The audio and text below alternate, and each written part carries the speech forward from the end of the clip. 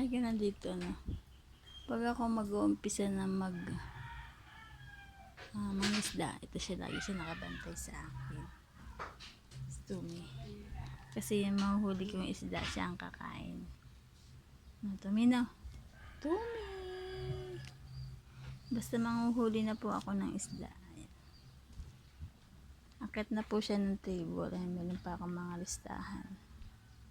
Tapos, nakabantay na po siya. Malaki na siya. Laki na ang kanyang angkat pa yan. Angkat pa talaga yan. Mga orange na po sa daubod ng kulit.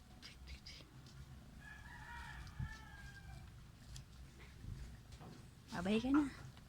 Bye. Aray ko. Say bye-bye. Bye-bye.